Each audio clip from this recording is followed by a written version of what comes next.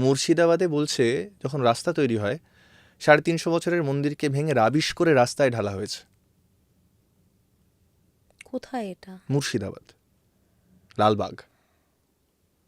350 বছরের পুরনো মন্দির, সব তো এগুলো হয়তো ওখানকার। আমাদের পক্ষেই সম্ভব। এক্স্যাক্টলি, আমার ওখানে গিয়ে না আমার কান্না পেয়েছে যে এইটা কি করে, আমাদের যে হিস্ট্রি, এত রিচ হিস্ট্রি, মানে আমার সেই ইমোশনটা ভিডিওর মধ্যে বেরিয়েওছে সামহাউ। এবং আমি গিয়ে দেখছি, মানে আমি এখানে কোনো কমিউনাল কথা বলতে চাই না, কিন্তু আমাদের ভারতবর্ষ তো একটু অন্যরকম ভারতবর্ষ আমরা দেখেছি, যেখানে হিন্দু, মুসলিম, শিখ, জৈন, খ্রিস্টান সবাই আমরা একসাথে ছিলাম। একদম।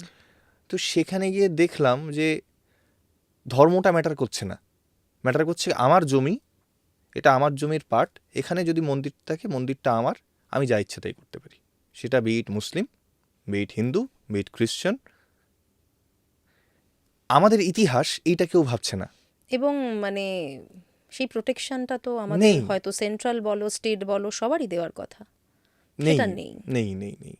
আবার মুর্শিদাবাদ নিয়ে একটা রিউমার যেটা ছড়িয়ে আছে যে মুর্শিদাবাদ খুব খারাপ জায়গা, মুর্শিদাবাদে এখন তো দাঙ্গা মারাত্মক হচ্ছে। চলছে। হ্যাঁ, কিন্তু আমি ওখানে গিয়ে যেটা বুঝলাম, ওখানে কিন্তু আমি যেটুকু দেখেছি, আমি ভেতরের কথা খুব বেশি আমার ঢোকার স্কোপ হয়নি ভেতরে, কিন্তু আমি যেটুকু দেখেছি আমার কিন্তু এগুলো কিছু মনে হয়নি। এবং লোকালদের কাছ থেকে যেটা শুনলাম, যে জায়গাটা নিয়ে মেন সমস্যা, সেটা কিন্তু আউটস্কার্টস, মানে 70-72 কিলোমিটার দূরে, যার জেরে ধরো আমাদের মানে এখান থেকে 70 কিলোমিটার মানে কলকাতা থেকে কতটা বাইরে বলো? অনেকটা দূরে। এবার সেখানে একটা ঝামেলা হলে কেউ তো দাগিয়ে দেবে না যে কলকাতায় ঝামেলা না, হচ্ছে। একদম না। তো তেমনি মুর্শিদাবাদে ঝামেলা হচ্ছে বলে যে প্রোপাগান্ডাটা চলে, সেটা কিন্তু অনেক সময়ই ঠিক নয়। পুরো জেলাটা জড়িয়ে যাচ্ছে একদম। practically। এবার যারা এবার ট্যুরিজম তো ডিপেন্ড করে মানুষের উপর, আমরা যদি না যাই একদম। তো ট্যুরিজম থাকবে কোত্থেকে? অ্যাকচুয়ালি কি হয় বলো তো, এটা না খানিকটা মিডিয়ারও দায় থেকে যায়। একদম থাকে, 100% থাকে। মানে এই ধরো নর্থ বেঙ্গলে যেটা হলো কিছুদিন আগে, যে ডুয়ার্সের উপর দিয়ে, হ্যাঁ, ফিশামারের উপর হ্যাঁ, দিয়ে যে হ্যাঁ। জলটা গেল, ক্ষতি হয়েছে, প্রচুর মানুষের ক্ষতি হয়েছে। কিন্তু এমন একটা মানে প্রজেকশন হচ্ছে যে পুরো নর্থ বেঙ্গল বিপর্যস্ত, নর্থ একদমই বেঙ্গল তাই। ভেসে গেছে। এদের ন্যূনতম সেন্স নেই যে পাহাড়ে এইভাবে হয় না কাজটা। ধরো মেঘ ভাঙা বৃষ্টি যেটা হয়, সেটা একটা পাহাড়ের ঢালে হয়, কোনো একটা নির্দিষ্ট স্পেসিফিক জায়গায় হয়। স্পেসিফিক লোকেশনে হয়, যার জেরে সেই নদীটা এফেক্টেড হয়, সব নদী এফেক্টেড হয় না। অ্যাকচুয়ালি কি বলো তো, যারা এখান থেকে বসে খবরটা করছে তারা তো স্পটে গিয়ে খুব একটা চেক করে না ফ্যাক্টটা। এবং আরও একটা সমস্যা হচ্ছে ওই এক্সক্লুসিভ, কারা আগে খবর দেব, টিআরপি।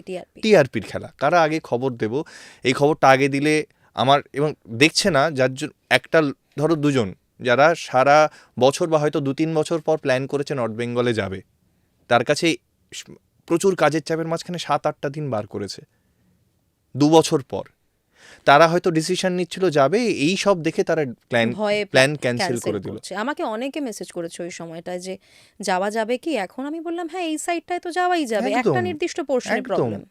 মানে আমি 2টো লাইভ সেশন করেছি, যার জন্য আমার মনে হয়েছে এটা মানুষকে জানানো উচিত।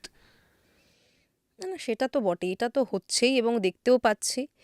আর বড় ব্যাপারটা কি বলো তো, আমাদের না মানে প্রপার নিউজটা যে আসবে সেই ফ্যাক্টটাও নেই, মানে সেই জায়গাটাও কিন্তু নেই। নর্থ বেঙ্গলটা না বড্ড বেশি আলাদা হয়ে রয়েছে।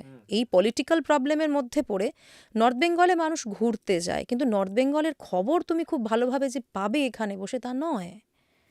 একদমই তাই। আর এই সেই কানেকশনের জায়গাটা তৈরি করা, আমি মনে করি as a travel content creator, আমি নিজেকে ব্লগার বলতে পছন্দ করি না, as a travel content creator আমাদের দায়বদ্ধতা থেকে যায়, কারণ আমাদের কানেকশন আর 5জন মানুষের চেয়ে বেশি, আমাদের কাছে নিউজ একটু তাড়াতাড়ি আসে। তো সেই নিউজটা যদি আমরা যারা ট্রাভেল নিয়ে কাজ করছি, আমরা যদি একটু শেয়ার করে নিই আমাদের বিজি শিডিউলের বাইরে গিয়েও, তো সেটা কিছু মানুষকে অ্যাটলিস্ট আমার মনে হয় হেল্প করবে।